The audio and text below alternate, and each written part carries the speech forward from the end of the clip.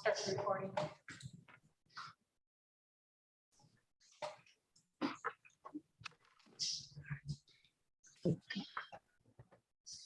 Well, welcome everybody, and thank you for coming. Coming is in quotation marks. Our first order of business is to review the agenda. Does anybody have any questions about the agenda? Hey, Joe, Yes. I have a couple of little things to add. Okay. Katrina has let us know that there's a conflict for our December meeting. Yes. So have a brief discussion about rescheduling that. Okay, I'll put that under number 8 here. Talking Okay, about the next meeting. okay. And then one thing I wanted to bring up today, we should probably start thinking about maybe soliciting interest for the 2022 vice chair position. It's getting to that time of year. And then Leslyn has let me know that they are inviting a member from TCOG to be a representative on the search committee for the county administrator. And so I wanted to put that out there and see if anybody's interested. And that's all I have. Okay, I'll put the last one under item 4. I'll put the other 2 under item 8. Anything else? That's all I've got. Thanks. I would like to talk about the Bell Station lands up at Lansing. So I'll put that in towards the end, just before item 8.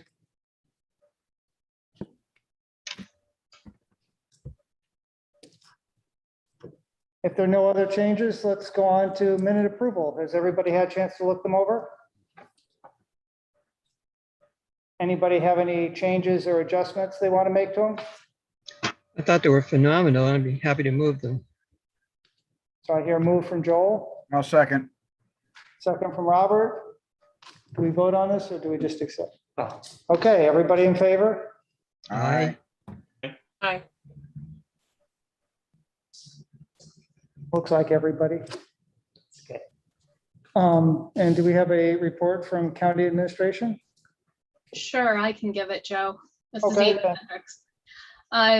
So from county administration, I think the thing that I want to just lead with everyone is we are looking at the 2022 shared services plan.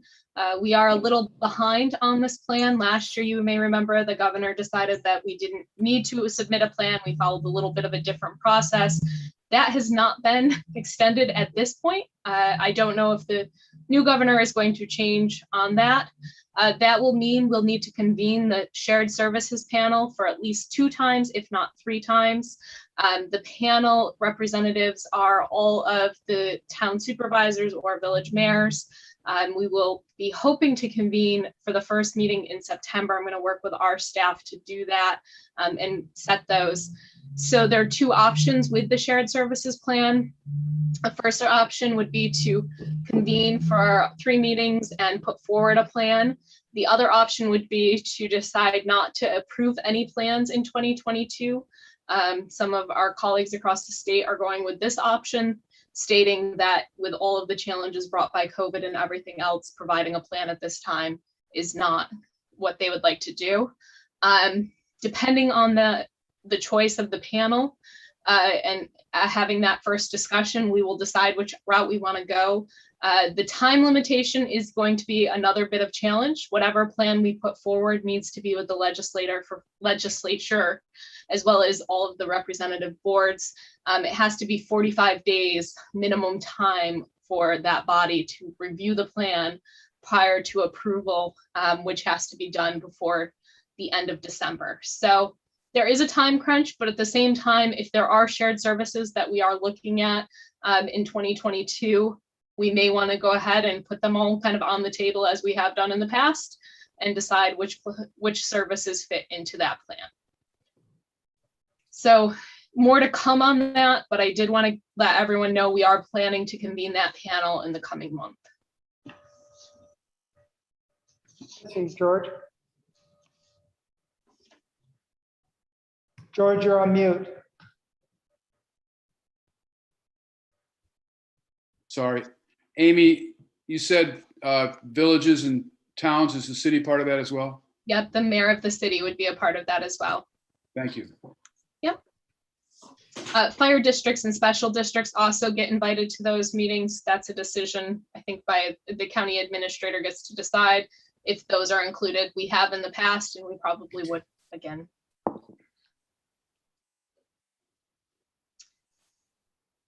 I'd be in favor of us doing a shared services plan this year. I think it would be a good exercise. Right.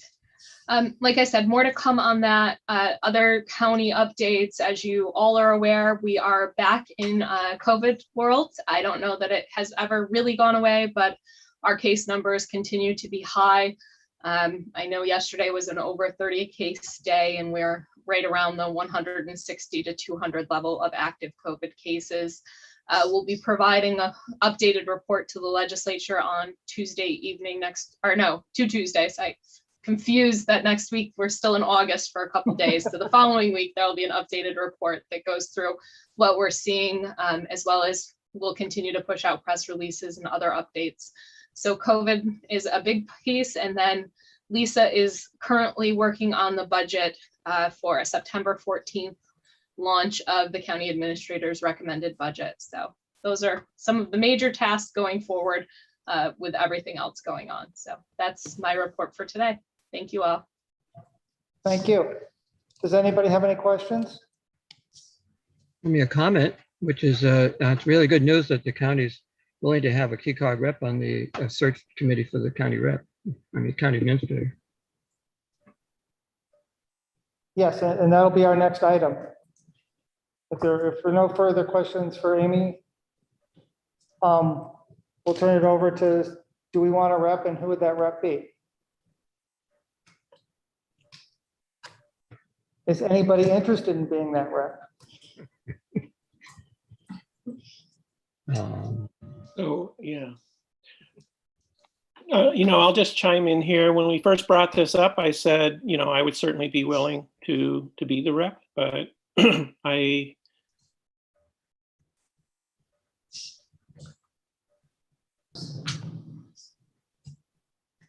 anyone else who's doing that. So I just. Sorry, you froze up there, Mark, so we didn't catch after you were a bit willing to, but.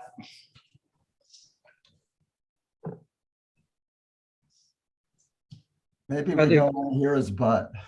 Yeah, right. The most important part was I was willing. Right. Yeah. Oh yeah. No. So I am willing to do that. But I just I didn't. There's something about that second phrase. Yes. Does that need to be in the form of a motion to nominate Mark for that position? I'd like to hear the other half of his phrase to see if he's saying no, but I haven't got the second half yet. It seems to be foreordained that he's saying yes, doesn't it? He said yes, but twice now. Mark, maybe if you turn off your video. Oh.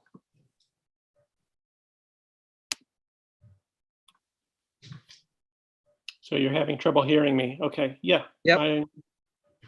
I'm very willing to do it. And I'm happy if somebody else would like to do it. So, but.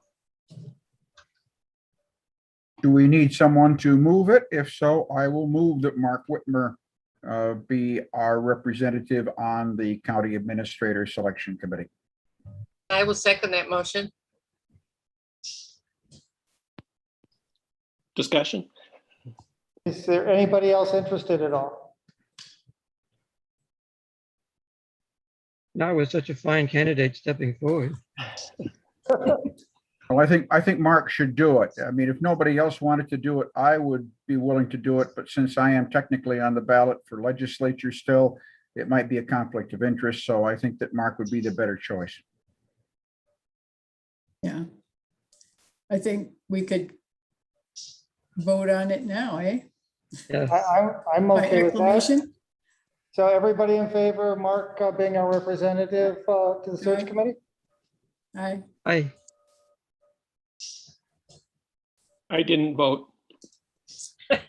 Yeah, You could. Yeah, I could.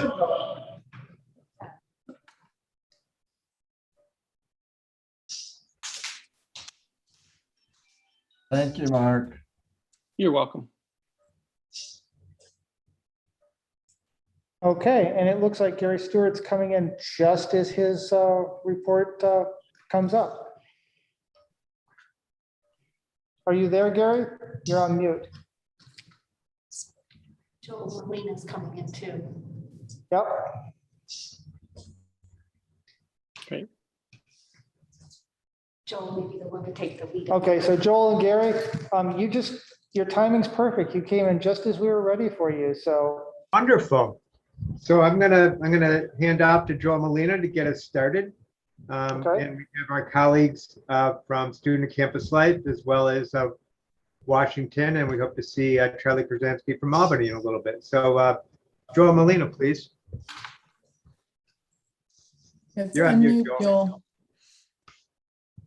I was just about to ask if you could all hear me, so I got the resounding answer. I also hope that the quality of my sound and video is okay. I just did the usual switch from the office to home, and as I'm sure some of you have experienced, it requires some adjustment to the Zoom preferences, but it's good to be with all of you. I will spend a bit of time ensuring that you all have a good sense of how we have approached the start of our new semester. And then we'll leave plenty of time for your questions. I do want to thank my colleagues, of course, Gary Stewart and his team in Community Relations, Diane Miller, who runs our Office of Federal Relations in Washington, D.C. Pat Wynn is with us, Associate Vice President for Student and Campus Life. She and her team have been doing amazing work over these last week to 10 days as all of our students have arrived back on campus. And as Gary suggested, we hope to be joined by Charlie Krasansky in our Office of State Relations in Albany. Clearly a lot going on at the state level. So we have approached this new semester very much the same way that we have approached our prior 2 semesters, which is to follow the science. We have a terrific team of faculty experts in this space that have done and continue to do rigorous modeling and analysis of data as that data is collected from surveillance testing, which I'll talk about briefly. Our president, Martha Pollack, sent a welcome email to all of our faculty, staff, and students earlier today. It's the first day of classes. And she used a phrase that she has used frequently, which is the only predictable thing about COVID has been its unpredictability. And that's really at the heart of what our efforts have been these last 18 months, which is not to assume that decisions that are in place today are the decisions that will protect the public health of our campus and our greater community. And so we are ready as needed, as we have done over the last 2 semesters and will continue to do, to make sure that we're making any and all adjustments to follow that science that I referenced earlier.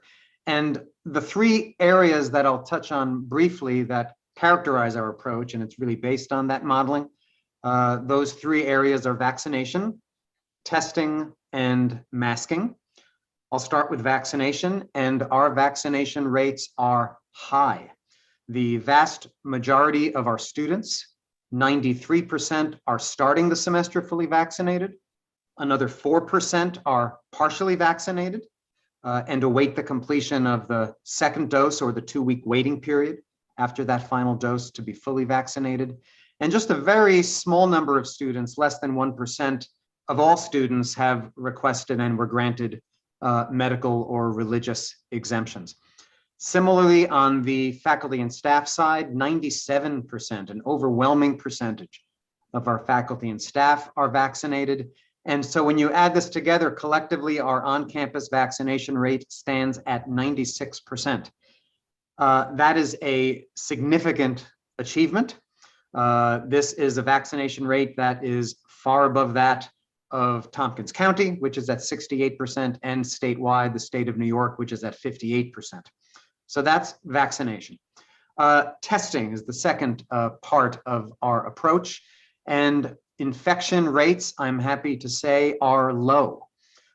We have, for these last number of semesters, relied on early identification and then isolation of asymptomatic infections as the way to curb the spread of COVID-19, not just on our campus, but again, throughout the broader community. And our modeling supported the need to test not just unvaccinated individuals, but importantly, vaccinated individuals. We want to identify any breakthrough infections so that we can stop viral spread. Once we find that evidence, we will do careful contact tracing in conjunction with the Tompkins County Health Department. And as I mentioned, continual monitoring of testing results and data so that we can adjust as needed. So in terms of testing, all unvaccinated students who arrived on campus were tested prior to accessing their residence halls. We also have required unvaccinated students throughout the semester to be tested twice a week. And even our vaccinated students, all undergraduates and a large portion of our graduate and professional students, those who are vaccinated will be required, at least initially, during the semester to undergo surveillance testing once a week. That is in excess of the guidelines from CDC and the state, but we felt and feel it is important for us to be able to identify those breakthrough infections as quickly as possible. On the employee side, there is a large cohort of faculty and staff who will be required to undergo surveillance testing once a week. Those are generally those whose job descriptions include a lot of engagement with students and large numbers of campus community members, but any and all faculty and staff are able to opt in to weekly surveillance testing. So we are going to have significant information, data from which to assess the prevalence of the virus on campus. So what have we learned so far? Since August 19th, that's a week ago, we have tested nearly 12,000 students. We have 28 positive COVID infections. Those 28 students are in isolation. Importantly, that makes our current student infection rate 0.3%, which is well within the modeling that we've done for the start of the semester that gives us the confidence that our semester will be a safe one. So that is testing. Let me briefly address the third critical part of our approach, which is masking. Back in July, when the Tompkins County Health Department issued their guidance about indoor masking, we immediately adjusted our approach. Any and all members of our Cornell community, including visitors, must be masked when in indoor settings on our campus. Private offices, private dorm rooms, not necessary, but it is critical that masks be worn when there's engagement with others when indoors. Outdoors, if you're unvaccinated, you have to wear a mask as well when 6 feet of physical distancing isn't possible. That's a lot that I walked through. I look forward to your questions so that we can drill down to whatever is of interest. And I see Karen Brown from Student and Campus Life has joined. Thank you, Karen, and Charlie Krasansky from Albany. So with that, we look forward to your questions. So I'll open it up. Does anyone have questions?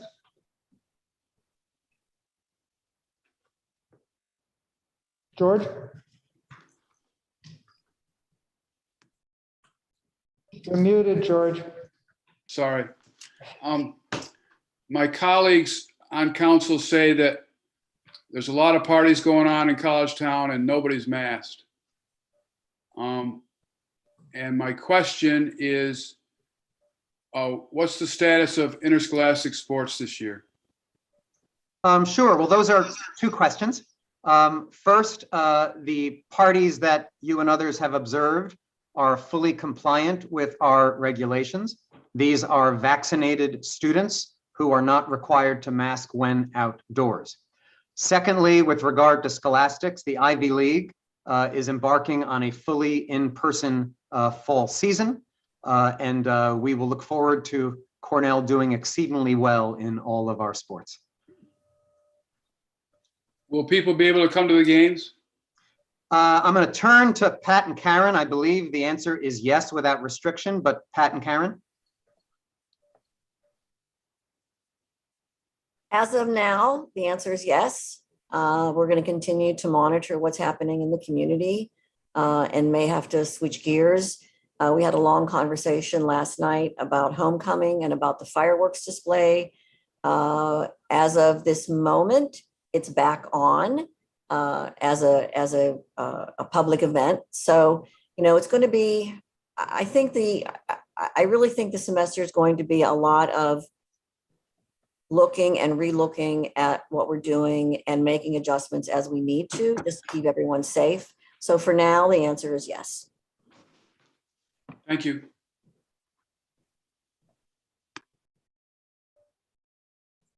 Joel, did you have a question? No. Anybody else have a question? Can I just jump in with an additional follow on to George's question? And I don't mean to put Gary Stewart on the spot, but I do want to encourage all of you and your constituents to please reach out to Gary with specific concerns. Gary's team has done a great job running down answers if needed, but also providing that level of detailed responses so that you can ensure that when you're asked a question, that we can provide you with that follow-up quickly. Gary, anything you would say on that? Thanks, Joe. The more specs, the better. A lot of times, you guys know this as well as I do, people throw out broad statements and sometimes there's not enough context. So on specific stuff like this, it's so important to us in terms of neighborhood parties, the more specs we can get. And please email me or call me on this at any time. Thank you. Thank you, Gary. Does anyone have any other questions? Then I'm just going to quickly mention that I'm hearing more and more rumors about students forging vaccination certificates. Do you have any comments or thoughts about that? My comment would be, to the extent that we are able to identify anyone who has done that, that would be a serious violation of our approach and probably a violation of other laws and regulations. And we would certainly engage with local law enforcement and other agencies to rectify it. We are operating under a level of trust with our community that they won't be proceeding in that type of a direction. But we would be very interested in any information that any of you may come across. Please do share that with us.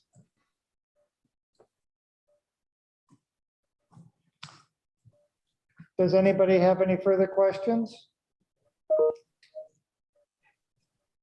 Then I'd like to thank, okay. No, it's not a question. It's actually just a comment to thank those of you at Cornell who have participated in this kind of high-level rigor for planning vaccinations and testing. I know a year ago, a lot of us had a lot of trepidation about what it would mean to have students back in our community, even though we thrive on this being a college town. And I think you have managed it as well as any university could have. And I want to praise you for your efforts. Thank you very much. It is very much a group effort. I am happy to and honored to be able to represent an amazingly talented team of hundreds, if not thousands of people. So thank you, Nancy. Mm-hmm. I'd like to echo Nancy. I'd like to echo Nancy's thoughts, and I'd also add that I really appreciate you guys reaching out and doing sessions like this, and I know you're doing it with other groups as well, and I think that's really helped let the community know what you're doing and be able to bring feedback back to you guys, and I want to thank you for that as well. Thank you, and as I might have mentioned in the past, our intention is to continue even beyond COVID. May that come very soon to continue these opportunities for us to engage. This has been one of the few bright spots of the last 18 months, and we really look forward to continued rigorous, transparent back and forth. Okay, well, with that, I think we're going to move on. Thank you very much for taking time out to talk with us, and we'll be in touch. Yep. Great. Thank you all. Thank you. So it looks like Darby's up next with the report on stormwater practices. Great, thanks, everyone. Hi, Darby Kiley from the Tompkins County Department of Planning and Sustainability. And actually, before I get started on the municipal official discussions, I want to mention that at the bottom of the agenda is an announcement about the Municipal Housing Affordability and Supportive Infrastructure Grant Program. And the second page of the agenda packet are the program guidelines for that. So that's open right now and has been for the full year. And we're accepting applications until November. Beginning of November. And so if you have any projects that you'd like to submit to that or want to take a look, please feel free to reach out to me. But just so you kind of understand some of the dollars in that, the Tompkins County budget for 2021 has $15,000 in it, and you can apply for up to $10,000. So if one municipality applies for $10,000, there's $5,000 less left in the pot of money.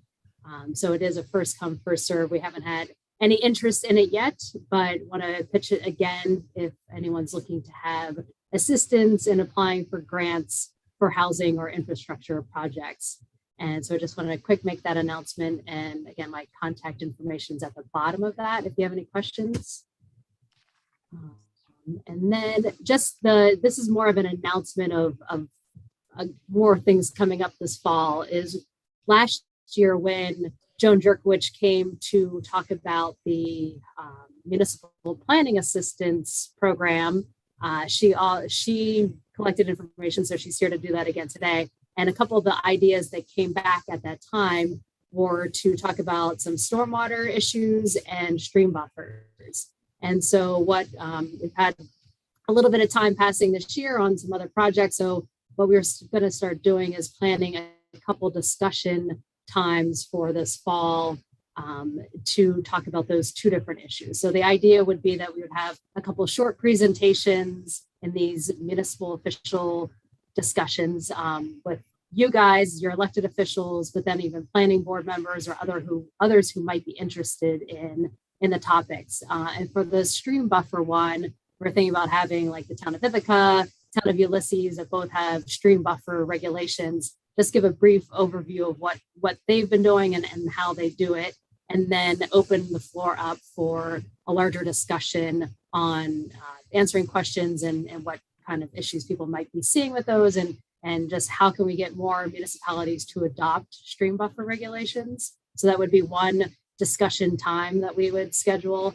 And then the second one, I'd be looking for a little bit of feedback, more on stormwater. The one topic that, or the topic area that always comes to mind is the hidden costs of having a stormwater program. And I think we kind of have lost track of that. The stormwater programs are over a decade old, and we're seeing now just some issues with permanent stormwater facilities and the costs associated with that and issues. And so that could be an area of discussion. I think, it doesn't sound super interesting or exciting, but it's a reality in your budgets and the time that you spend on your staff time on different projects. And then another area could just be the kind of the longer term, how much has the stormwater program cost municipalities over the years, and just kind of do a check-in and maybe provide some feedback to DEC. So those are some areas that we've been thinking about, probably scheduling something for October and November. But I appreciate if anyone has questions about stormwater programs, especially that's been going on in the last 15, 16 years. Where have your municipality seen stumbling blocks? It'd be good to then just share that as a conversation. So I'll be reaching out in the near future to schedule meetings and get some times on that. But if anyone has any feedback, feel free to reach out to me. And I'll take any questions.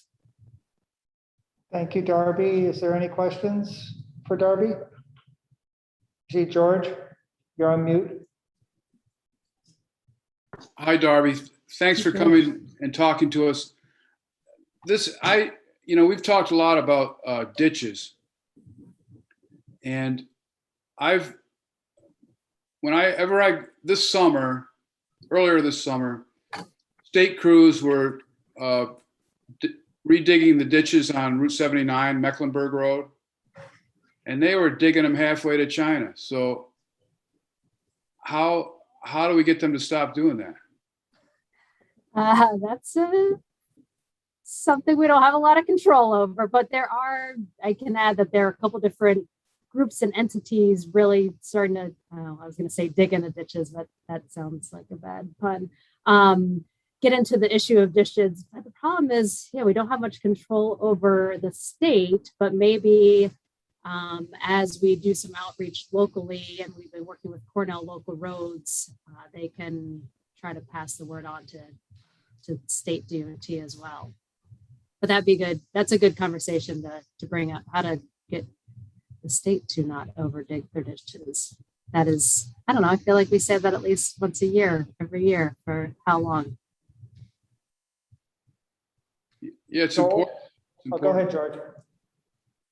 I just think it's important, and the state ought to be flying right in this situation.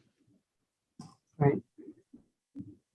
I agree. And it wasn't that long ago that the state filled in the really deep ditches. I think it was as a result of a lawsuit over somebody getting seriously injured or killed from, going off the road and ending up, with the ditch contributing to, damage and injury. So they filled in the really deep one with riprap, which made it impossible to mow. But now they're going back to digging them deep again, even taking out the riprap that they put in. It doesn't make any sense.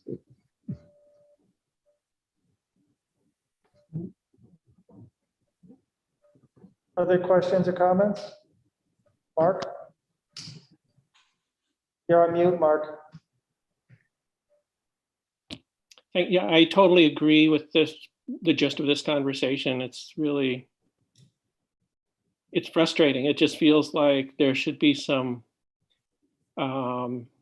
regulatory oversight we know, like from the research that's been done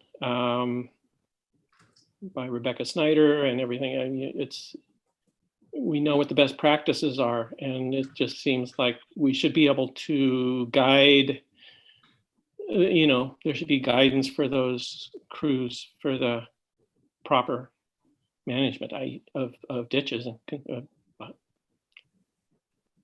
I hear you. I don't,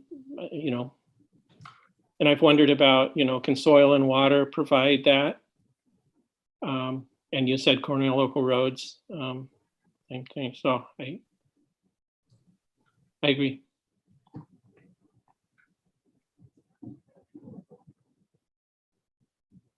Other questions or comments? I think that you notice that, and most of us who are elected representatives realize, you never get complaints when the ditch is working too well and the water's going off. Where you get the complaints is when the ditch isn't doing its job and the yard gets flooded. I know I've had them, others have had them. So there must be a happy medium somewhere along the way. But that's the problem probably a number of people run into, that the squeaky wheel gets the grease, and the squeaky wheel is often the complaining property owner. Just a quick one for Darby on the stream buffers. My ears perked up when you said you might hear from Ulysses. Tell me again when you were thinking that might be. I was not that I wasn't going to ask you, Nancy, but I was going to ask some of the folks who were worked on that stream buffer regulation even before I was there. So Rebecca or Roxanne, as they worked on it, just to kind of give the rationale of when that was adopted back in. No, they're terrific resources. So where I would have punted it. Yes, and I've been talking to them of we have to do some scheduling probably for October or November. Okay. Just to looking I'll at be sure people's to September attend. schedules. What's that? I'll be sure to attend. Okay. Great. Thanks. Thanks. Great. Thank you. More questions, Joel? More questions or comments? I just want to do a quick comment. We had a big rainstorm a couple weeks ago. It was significant in Lansing, but what I noticed was Salmon Creek Road got closed, not so much because of the rain that we got here, but the rain up in Cayuga County. If you looked at all the streams coming down Salmon Creek Valley, they were heavy, but they weren't outrageous. But the creek was flowing. Yeah, it closed the road for a day. We had to do some road repairs. A lot of the stream buffering stuff that we did actually held up really well, and I'm impressed with the work and how well it held. But still, we had a monstrous amount of water that was coming from the county above us, and that was our problem. And, have you been talking with our neighboring counties to try to help alleviate some of that? Yeah, not specifically with storms, but yeah, it's a good watershed-wide discussion to have for sure with the Cayuga Lake Watershed Intermunicipal Organization or some of the other cross-county watershed groups that we have. So that's a good point, because it's even, what are their ditching practices? But I know their Soil and Water Conservation District is pretty active. But it'd be good to know if I know that at least Seneca County too, and we're kind of gearing up for a watershed-wide ditching assessment tool. And so I think that could shed some light on some trouble spots. But I mean, it could be that they just got hit with one of those big downpours that no matter what your ditch is doing, you might not be able to hold some of that back. Excellent. Are there any other questions for Darby? Well, thank you, Darby, for taking time coming talking to us. And I think we all know you brought us some important stuff, and hopefully people will be in contact and come to your October event. Great. Thank you. See you guys later.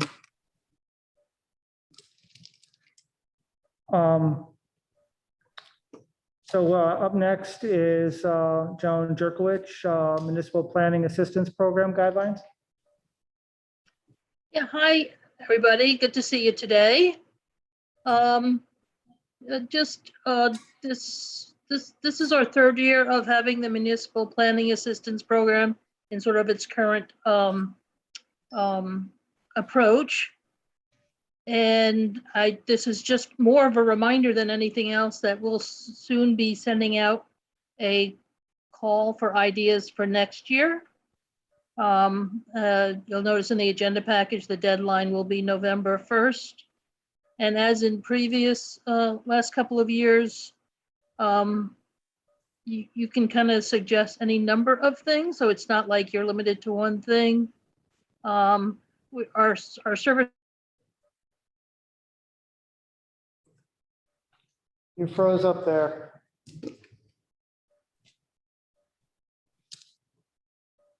You froze, Joan. As Darby mentioned last year, it was at, okay, I'm taking my video off. Can you hear me now? Yes. Thank you. Okay, good. We'll do it that way. So the Municipal Planning Assistance Program now has 3 different types of services.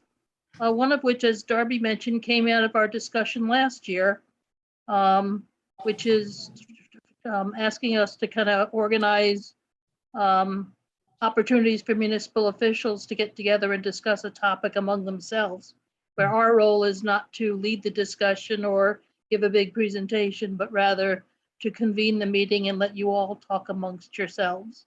We would be there, of course, but to really hone in on those topics. So if there are topics you would like us to organize meetings around next year, you can suggest those. For that service, there's no charge. So send us your ideas. And the other 2 are what we've had over the past couple of years, which is direct services, where we might be able to assist a municipality with a specific piece of planning work that might be helping with a chapter in a comprehensive plan or providing some provisions for a zoning ordinance. It's pretty broad what that could cover. And the other approach is if there's a general topic of interest where you'd like us to do some research and suggest some best practices, we can do that as well. Of those three types of services, the only one we charge for is the direct services, and we would charge for half the cost of the planner's time. So we would basically subsidize that work at a 50% rate. So I'll stop there and see if there are questions. Does anyone have any questions? Joan, can you give some examples of the kind of direct service projects you're working on? I know that you're doing some updating of data for our comprehensive plan update, but I'm curious about what you might be doing for others. Okay, so this year we helped the Village of Groton sort of pull together a scope of work for the update of their comprehensive plan, which they used as a basis to submit a grant application to the Department of State's Comprehensive Planning Assistance Program. Haven't heard back yet on how that went, but our role was just helping them think through what needed to be in that scope of work. In previous years, we worked with the town of Newfield on considering ways to take it, to make improvements to their main street. And that eventually led to them getting some services from Cornell University. Again, our role was more helping them think through the project and what it might entail. So again, it's kind of a scope of services approach there. So that's kind of a couple of examples of things we've done in the past couple of years. Thank you. You're welcome. Other questions or thoughts?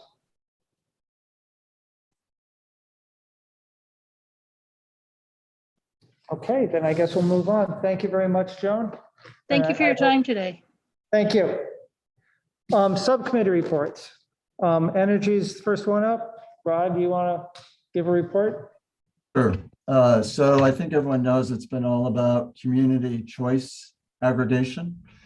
And there's been some twists and turns, but I can report on the path that we seem to have settled on. So some of the variables that came into play, you may remember, we worked with Sustainable Tompkins to submit an application to Park Foundation to have staff to work on some of the details and questions that needed to happen. Park did give us some funding, but less than what we had asked for. So that gave us a little bit of pause to stop. Luis Aguirre Torres, who's the City of Ithaca Sustainability Director, I think that's his title, came into the picture. He has a fair amount of expertise in community choice aggregation. So he started coming to these meetings once we found out that we had received some park funding, but less than what we had expected. So he's been part of the conversations. I think we realized that maybe the process was a little bit more complicated than we had thought. We might have been a little naive in terms of the applications that need to go to the state, the kind of information that needs to be pulled together. And so the result is we had a meeting yesterday with some of the folks, well, actually only a couple of you, maybe just Joel was on that meeting yesterday, but we had a meeting yesterday with there were, I think, 8 or 9 municipalities that had signed a letter in support of the Park Foundation grant. So we've been circling around, circling back to that group to keep them updated. So it's kind of a combo of that group and still the Energy Committee for TCOG. So what's happening is the City of Ithaca and Sustainable Tompkins will be signing some sort of contract with Paul Fenn, who's with Local Power, to lead us through the next 18 months or so. That will also, we'll put together some sort of communication mechanism to keep all the municipalities posted on what's going on, probably a monthly email, and then probably a bi-monthly Zoom meeting. We're going to move forward first with just the city and the town to work out all the details and to come up with an implementation plan that would be submitted to the Public Service Commission. And then once that's all approved, other municipalities don't have to jump through all the hoops and they can sign on to that plan. So we do think it's making it a bit easier for some of the other municipalities. We have to meet with the Park Foundation just to make sure they're comfortable with, they gave us 50,000, so 40,000 would be used to engage Paul Fenn for the first few months, and 10,000 would go to Sustainable Tompkins. We're still anticipating that they would become the local administrator down the road. I think that's it. So between the Energy Subcommittee and the group of municipal reps who signed on to support the Park Foundation, we'll find ways to keep everyone in the loop. So any questions? Oh, and I will say, I think George is certainly familiar with this. So the Luis Aguirre Torres is putting or asking that a fair amount of money be added to the City of Ithaca's 2022 budget to continue paying Paul Fenn for the role that he would play over an 18-month period. Questions for Rod? Seeing none, thank you. I have a And question what- for you, Joe. Did we delete the broadband discussion from the agenda? It got deleted, but I got it penciled in here because Mark reminded me. So it's going to happen as subcommittee E. Okay, thanks. Good. I thought you were going to ask me to say something about broadband as part of the Energy Committee. You'll get your chance. So let's go on to transportation. Robert, do you have a report? Nothing so far. We get back to meeting in chambers on a regular basis. We ought to have a subcommittee meeting and discuss things further. But right now, everything is kind of so much in flux because of COVID that we have no report this month. Okay, thank you. Water quality, George, I think you were looking for somebody to take over that committee. Did I see a thing about that? Yeah, I'm on the police reimagining task force in the city. It's taken up a tremendous amount of time. I know everybody has time constraints, and I'm willing to continue, but if anyone's eager to chair this subcommittee, I would cheerfully step aside. I will say the members of this subcommittee are all stars. We had a presentation by Darby today, and our last meeting, Liz Thomas gave a really good presentation. You don't really have to do much as the chair because the committee itself is so good. I will say that I don't really have a report for this meeting other than to say that the city has taken up discussion about the increased dues for the Keuga Watershed Intermunicipal Organization. And that's going to be in our budget. Don't know exactly where we're going to plug it in yet, but I would encourage all my colleagues to do the same because we really need a watershed manager. I'll echo what George just said. And then ask, does anyone want to take over chairing the water committee? If nobody does, I'll continue. I'm not seeing a lot of hands there, George. I think we'll just leave it open that if someone gets the urge, George will be happy to turn it over at some future point too. Fair enough. Okay, thank you, George. Mark, emergency preparedness and planning? Yeah, so I've met with in Caroline, I've met with our fire department, and then we had a group meeting with all of them, and Justin Van from the Department of Emergency Services was really helpful. So those have been good discussions, and they've been good. And, frankly, just, from my perspective as supervisor, in stimulating a conversation between the town and the fire departments and what things are going to look like down the road. So everybody's thinking about it. All of the serious problems are still there. And so they're thinking about ways to collaborate on different aspects. So that's positive. So, and as an outcome of the last group meeting, then there was a proposal to meet again soon. So I expect that to happen. So I definitely encourage any of you who haven't to undertake discussions with your fire departments about what leadership and fire and emergency services planning looks like in your town going forward.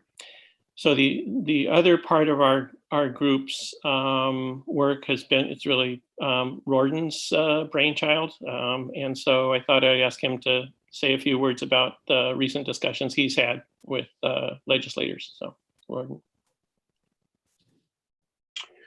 Sure, Mark. I actually don't recall the last time this full board met where I attended. It's been a couple of months, so I apologize if I have my timeline wrong or off by a little bit. But back in June, I believe it was, we had a meeting with Senator Helming and a couple of other members of the state legislature, along with representatives from the towns of Ulysses, Covert, and Hector, just to talk about our ongoing concerns about how we are going to continue to pay for ambulance services in the long term.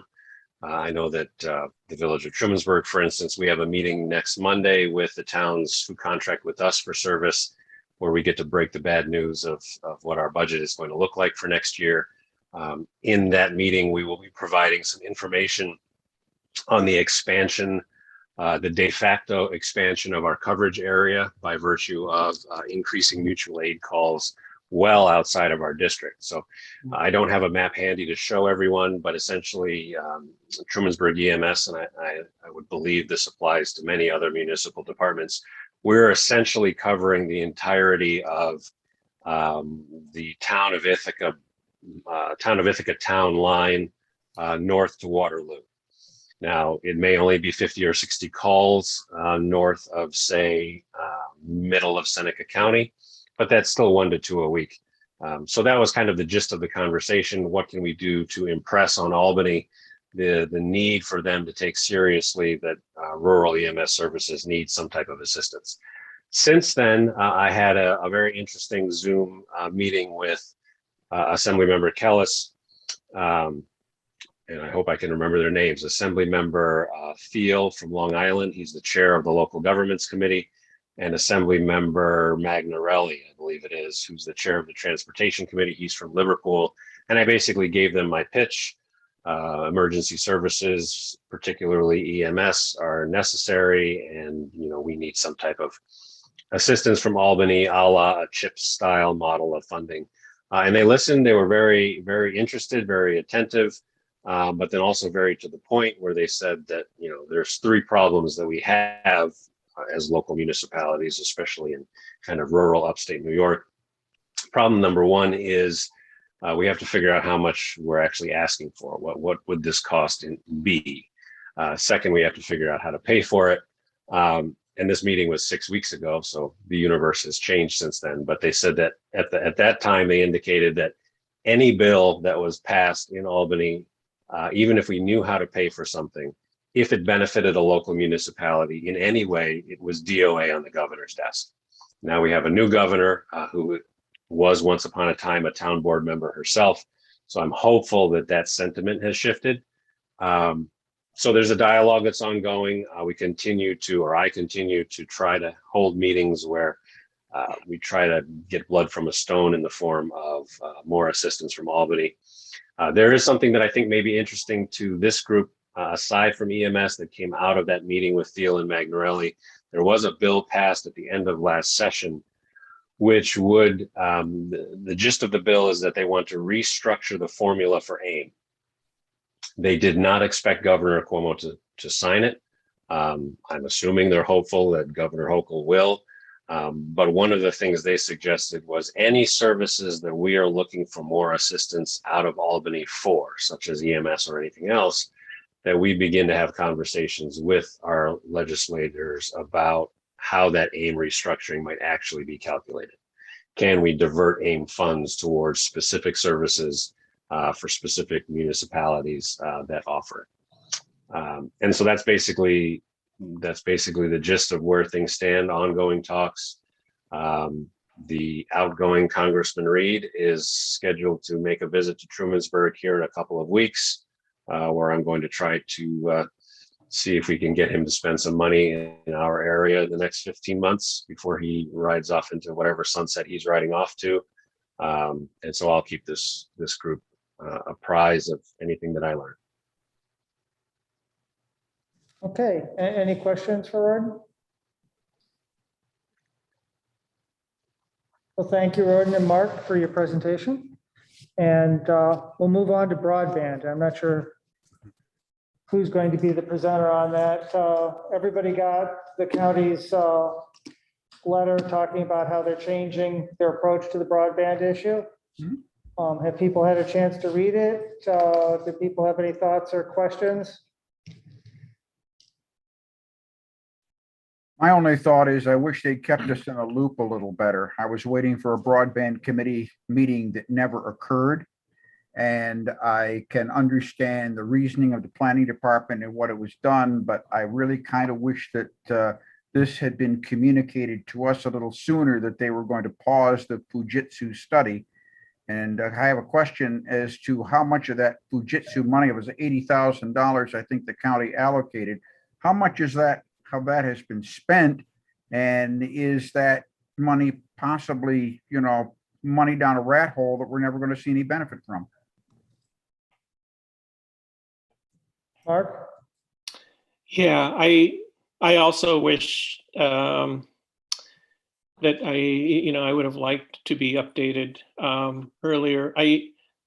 My reaction, and it's very high level sort of, and I mean high level as in amateur or not sophisticated, but what I saw about the middle mile approach, the benefit to it being that it would really encourage competition amongst providers, and it would be a municipally owned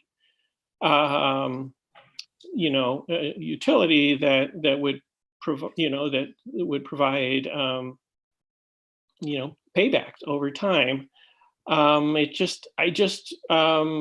So the memo did say, talked about the prohibitive cost, but I didn't know what the cost was. And that seems like something that, that should be considered in the context of not just how much does it cost to get broadband per residence right now, but what are the benefits to us countywide in the long term. So I kind of wanted to, that's why I kind of wanted to discuss that today and see what other people's thoughts or reactions are. Joel? I was very disappointed with Katie's response, I mean, I hate to be cynical, but it almost seemed like we were set up for failure from the get-go with the way the study was done, in that it didn't really assess the adequacy of service. It simply, all it did was confirm a pre-existing, I would almost say bias on the part of the county, in that they,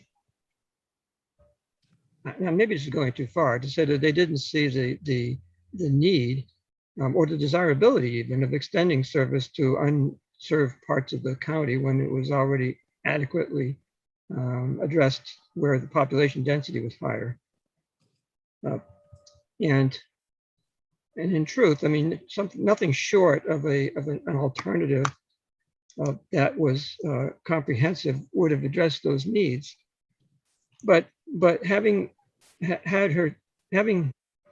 seen her statement, it certainly begged the question of, well, if not that, then what? And that's the question that's been bouncing around in our corner. I was contacted recently by Lee Haithely, and I gathered that I forget his name from Clarity Connect is also working on submitting proposals to the county for extending service to unserved households using ARPA money to do it. And that is an alternative approach, which amounts to us, the public, funding extensions of service to unserved, which extensions then become part of the private network and part of a monopoly supply, which is, it does get it where it needs to go, but it's not, our history of doing this has not been particularly satisfactory. And it's kind of disappointing that we're not taking a serious look at the cost effectiveness in the long run of a public network. Yeah. Jason? The counties, I'm just glad what we're doing in Dryden is moving forward. But the county approach to this whole thing was woefully inadequate from the beginning. I mean, I'm just looking at Madison. If you go to Madison County, New York, they just got a $10.1 million Reconnect grant for their broadband project, and they're going to be serving 7,500 underserved, which doesn't mean people who don't necessarily have service. It means that the service they have doesn't meet a broadband standard. And the fact that the Fujitsu was so focused on people who didn't have service is part of the problem. I really hope that the county didn't spend that much money on this in the end, because the report is just it really missed the mark. I mean, and USDA's announcement talks about 21 million invested in New York State for their rural broadband. And then part of that I know is Yates County. They also got to reconnect. And these were two counties that went out and actually attempted to do something much bigger than what Tompkins County was looking to do. And it's something that we should have been able to do from the beginning, because it's not just people who don't have service. It's people who have no competition, who are relying on DSL, who are relying on satellite, who are relying on spectrum, which, to be frank, is way too much money for way too little, and it's unreliable. And I think anyone who's been, I mean, you have people come in more urban areas who complain about service like Spectrum. The newcomers to rolling out new service like Ontario Trumansburg Telephone and Haithely and Clarity, they're actually bringing fiber to the home, but they're not doing it in to the extent that we really needed to address the problem. And it doesn't mean you can't partner with them temporarily, but if you just let them fill in the blanks, you don't ever address the competition problem. So, I do agree the county set itself up for failure, but that's because I really think the county didn't want to succeed in the first place. And that's why I'm saying in Dryden, I think Lansing, we're taking the approach of building our own systems, because we're looking to compete. We're looking to do the project that the county should have done. So, eventually we'll be able to connect neighbors too in Dryden. So people who, will need assistance with that, you can just look to us. Robert, you have a comment? Yes, I think this study failed because we built a house on a crumbling foundation, and that foundation was the data we used to determine lack of service. When you talk about 269 housing units that were considered underserved in this county, that's laughable. There are so many more. There's probably 269 households just in the town of Enfield that are underserved.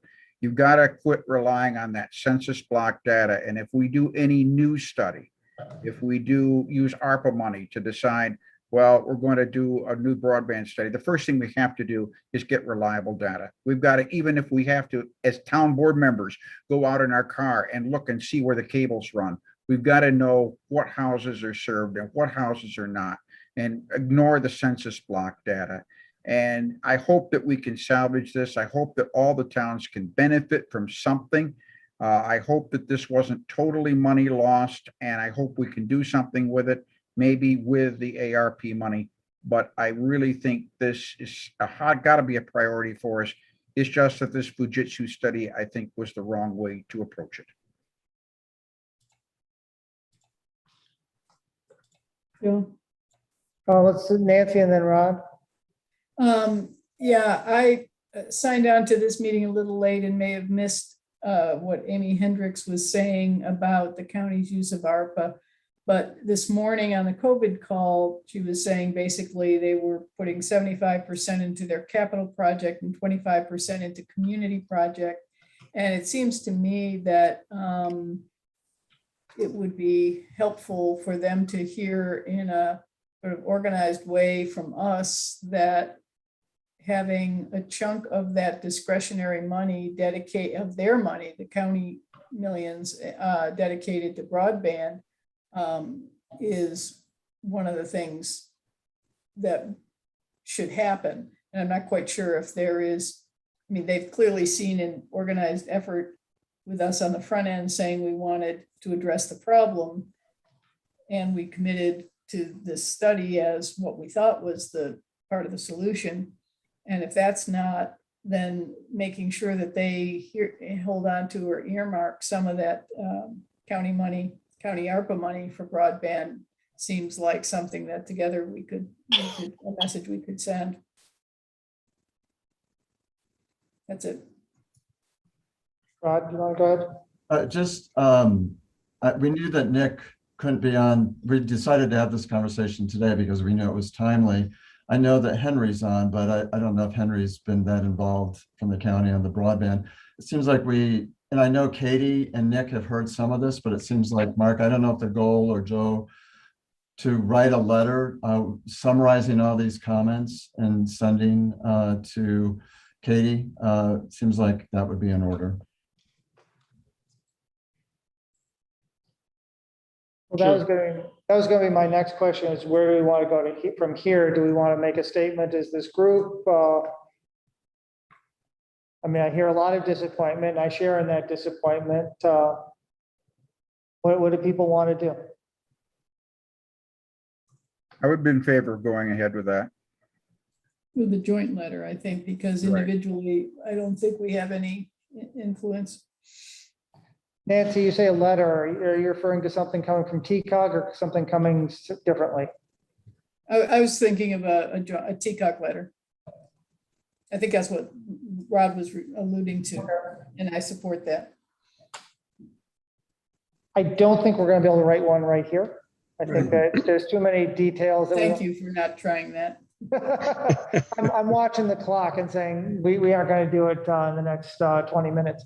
Does someone want to take a lead to start up a draft and start circulating it? I mean, maybe the wording that Jason put in the email to Anna, maybe there's some part of that, but it has to be more specific to the county. Sorry, Mark. You were going to say. I was just thinking that, I'm guessing it's water under the bridge at this point. I mean, it sounds like they made a decision. So that's kind of why I wanted to talk to Nick or Katie and say, I mean, I guess the urgency was, I think a joint letter is a great idea, and to make these points that we can capture from the minutes and put in a letter. So I agree. I would also be in favor of requesting another meeting of the broadband committee so that we can discuss this with county planners directly. Well, I think that sounds like a good ask for the letter, as we say, these are all the issues that we have with the way things went. Then ask, can we have another meeting? But we still need someone to write the letter, or at least write a draft of it to start. Jason? Yeah, I'll do that.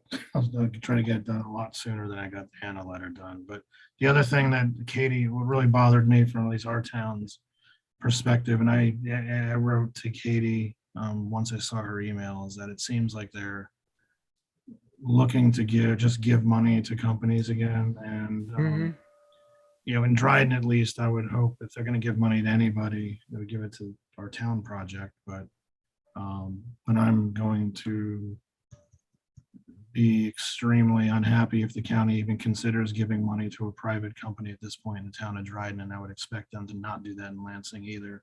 Because if Lansing's doing its own municipal project, then they should be funding that instead. And there's no need to continue to give public money to private companies for this stuff when you have municipalities who are ready to build out. And I hope that the county legislature listens to that, because I can bring my entire board to a county ledge meeting on this issue.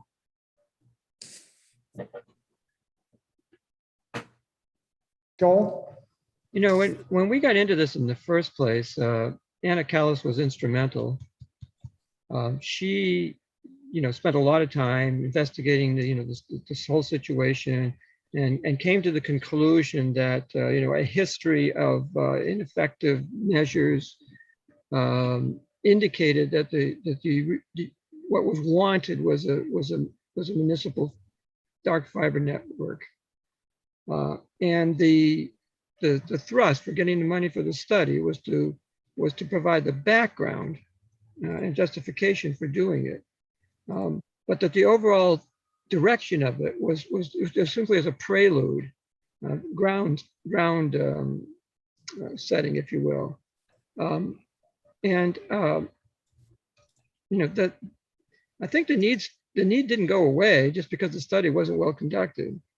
A lot of us had misgivings about the approach that was being taken in the first place, but said, well, we kind of need to do this, and then we'll go on from there. But the conclusions from the study, which were flawed in their objective in the first place, are now being used to justify not going after the initial objective. Yeah.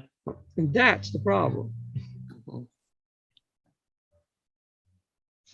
And I kind of wonder, Anna hasn't been weighing in on that. I assume that she's aware of Katie's letters. Does anybody know whether that's the case?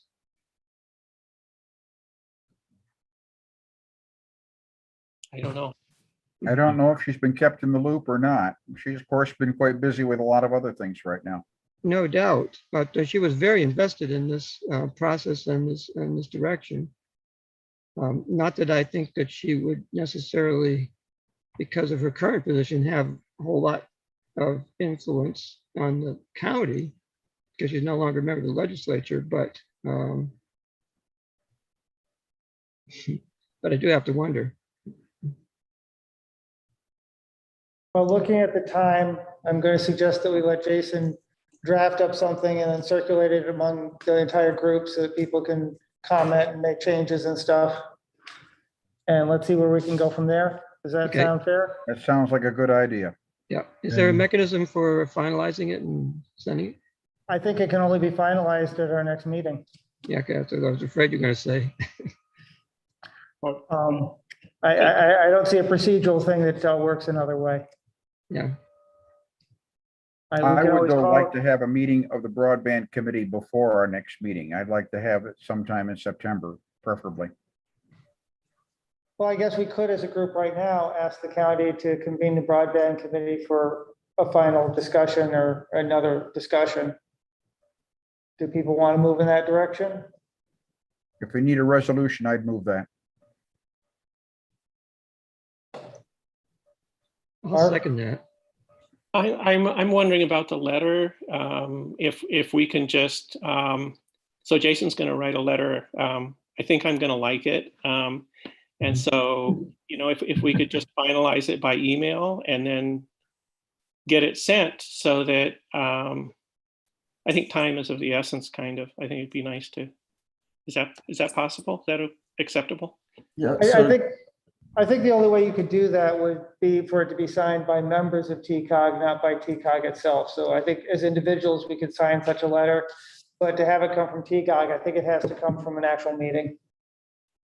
Well, I mean, it could come from this one. You know, we can say we're sending a letter. We have a general agreement on the content. The specifics are going to be worked out in committee, but that we are in agreement that a letter will be drafted and sent. And we are authorizing it at this meeting. I second that motion. I'm kind of uncomfortable with that because I think we're all in general agreement, but I don't know what's going on in everybody's individual heads. And what I'm visualizing might not be the same thing that Robert's visualizing and might not be what Jason's visualizing. And I think we run down a slippery slope if we do something like that. Well, the alternative would be to have a special meeting, which we could do. We could do that. I think it's important enough that we have a special meeting. We'll be brief. Right.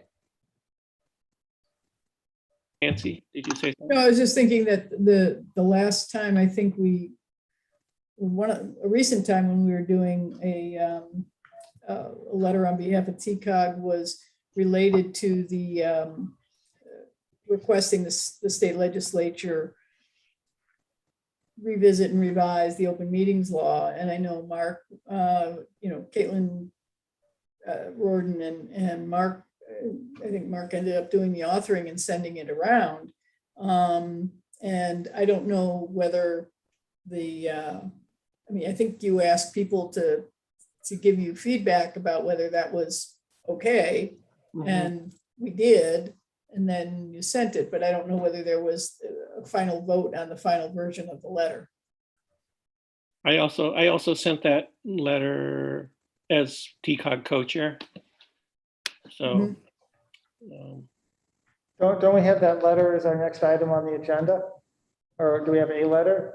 I'm seeing something on our agenda here. I think it's that. So that's a different one, I think. Is that a different letter? I'm not clear. I think that the new letter is about urging the suspension of open meeting laws temporarily, I think, as opposed to just getting legislation. Okay. Right. Thank you for that clarification. I think, I haven't read it carefully, but I got the sense that that was the difference. Well, since Mark's writing these letters, he could hopefully clarify that for us. So the resolution today, Joe? Yeah, versus this letter, did we ever pass that as a resolution? I'm not clear. The previous, No, I don't think so. I think, yeah, so. okay.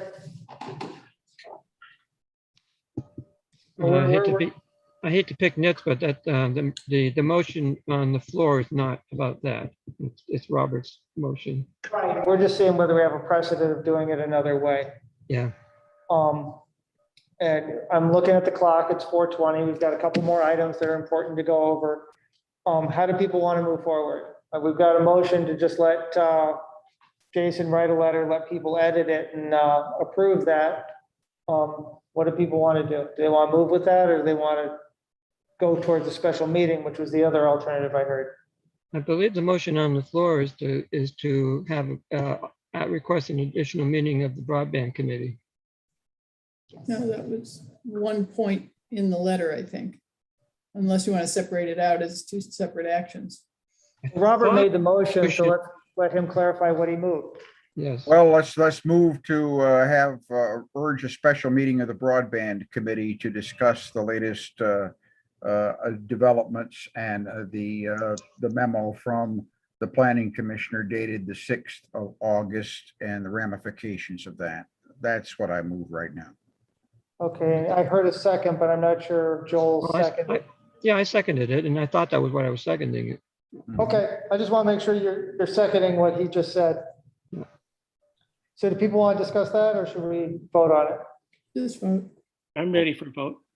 Everybody in favor of Robert's motion? Aye. Aye. Seeing lots of hands. Okay. So, and now we can get back to the other point, though, which is the letter and how we accomplish it. I think, Mark's made it clear that last time we did this, as Nancy mentioned, we did it without reconvening in order to approve the result. Do we want to follow suit in this instance, or do we want to have a special meeting? Did you get most of people's comments on the broadband issue in the minutes? Yes, I will. They're very direct form right now. Okay, but I'm going to suggest that we just take the minutes from this meeting and bring that to that special meeting of the broadband committee and say, these were the issues that were brought up at the TCOG meeting, and kind of leave it at that. So we've got a summary of what happened here, what everyone discussed, so we're getting all the points. And just say, this is what was discussed. They're going to understand that we're clearly disappointed with the way things are going because we're asking for the special meeting. And then I recognize a lot of faces here on that broadband committee. We can discuss it at that committee should it actually get convened. I'm going to make that a suggestion of how we move forward. Thoughts? That's a good way to move. I don't think we need a resolution. We can just put that forward to the broadband committee. This saves Jason the need to write another letter. I don't know. I was kind of looking forward to Jason's writing myself. But... You'll probably have to tone it down. No. I'm not happy with the way the county even. So let's move in that direction. And we've got a resolution from Mark coming up next. I'll offer a resolution urging your state to issue an executive order allowing remote attendance at public meetings. I'll second. Seconded by Bob. Do we need a discussion? I will just offer that the genesis of this, the wording looks very familiar. The genesis of this came out of an Enfield Town Board meeting on the 11th of August.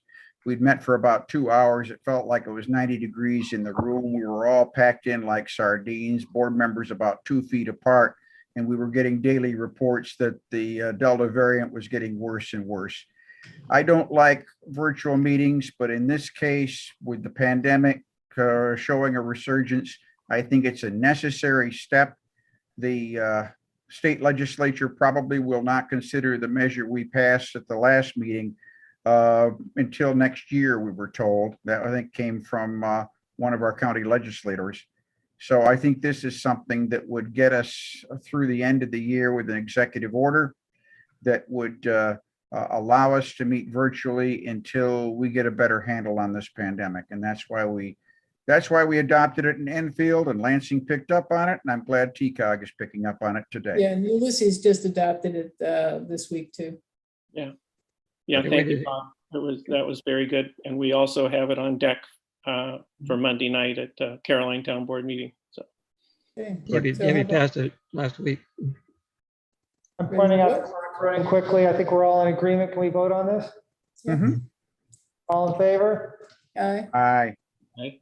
Aye. Seeing hands. Anybody opposed? Any?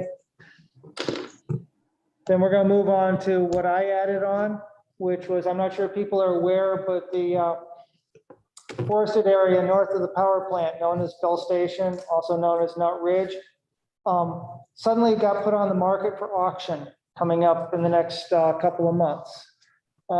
This is a real stark change. For years now, the Land Trust and other entities have been, DC, have been talking about buying this property to keep the 3,400 feet of shoreline as a public access, as opposed to it turning into some condo development. And for years, we've been told by NYSEG, who owns the property, that they're not sure what they want to do with it. And then with no notice to the group they've been talking to, suddenly this proposal to auction it off, with people being able to register to bid between now and September 20th, and then 45 days for bids, and the highest bidder gets to take it. I'm really upset about it, as are many people in Lansing. And I was hoping that I could get TCOG to weigh in on this too, because I think it's lakeshore access is really important to our community as a whole. This is one of the last pieces in which we're going to be able to get lakeshore access for the public. And I think it's really important for the community as a whole to not lose this piece of property to private development. With that, I'll open up for questions and comments. The only question, go ahead. Go ahead, Bob. Robert and Mark. Go ahead, Robert. Well, the only question I have is, you know better than I do because you're a Lansing resident. What's the prevailing view? Is it unanimous in the Lansing government that this is a bad idea to auction it off to private development, or is there a concern that this might increase the tax base for Lansing? The feeling that I've been hearing from fellow board members is the services we'd have to do in terms of road building and maintenance would outweigh any extra money we get in the tax base. And I know most of the board is very strongly wanting to see it preserved. I'm not hearing anybody on the board at the moment saying they'd rather see it go up for auction. I know Ed is against it going up for auction. I know Andra is, I know Bronwyn is, I know I am, and I just haven't talked to Doug since this came up a few days ago. Mark and then George. Yeah, go ahead. No, I'm okay, Joe. Go ahead, George. George, you're muted. Okay. Is NYSEG wanting to sell the whole parcel together, or are they considering subdividing it? I've heard no word about subdivision. I know there's two different sections to the property. One is the sloped wooded area that is a unique natural area, and the other is farmland up at the top. And I know there's been a lot of interest in that farmland for solar power for various projects. And so it would make sense to subdivide it in a way. I know the land trust has talked about purchasing it with a solar developer to give them the farmland to develop and then preserve the rest of it. But again, the auction doesn't allow for somebody to come with a unique plan. It says whoever has the most money can do whatever they want with it. And I think that's the objection. The request that we're talking about in the town is to get together with the land trust and work out some kind of purchase agreement with them, which we would allow for getting it appraised, figuring out a plan. And Andy, when I talked with him, is talking about having a solar developer maybe take a chunk of it.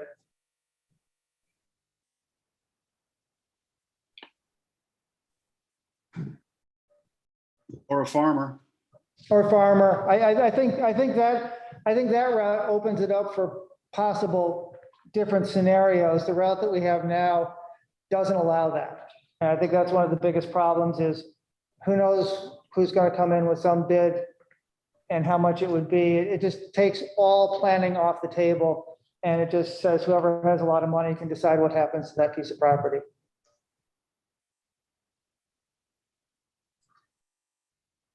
So I would put forward a motion from PCOG saying that we would like to see NYSEG stop the auction and negotiate with the land trust to see if the land trust and or New York State could come up with a purchase offer that would be acceptable. And I'd move that forward from this group. I'll second that. George seconded. Yes. Other questions, comments, discussion? As long as it's Lansing home rule and Lansing's town board seems to be behind it, I'll be behind it.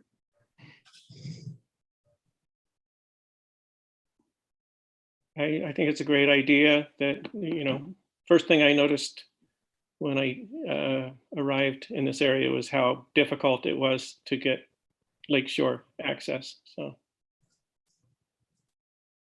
I already signed a petition if they were. There is an online petition. Thank you, Joel. Well, I'm seeing the clock tick to 4:30, so I'm going to call for a vote. Everybody in favor? Aye. Opposed? Thank you.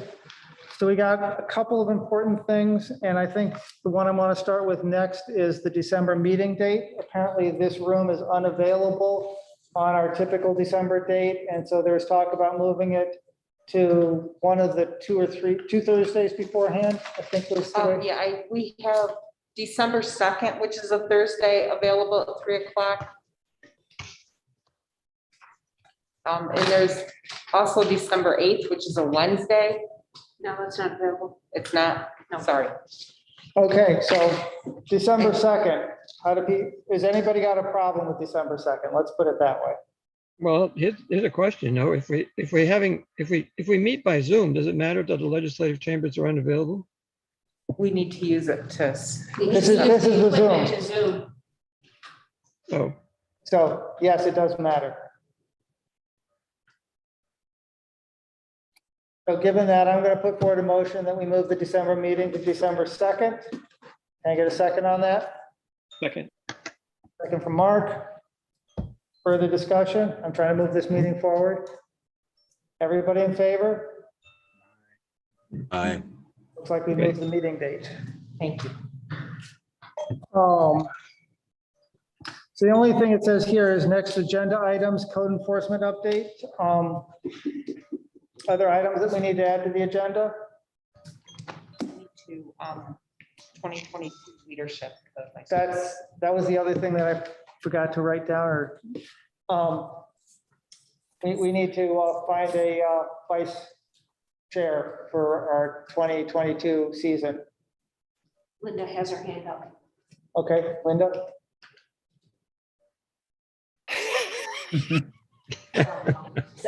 No, okay. I definitely saw her hand up. I was looking at my agenda, I missed it.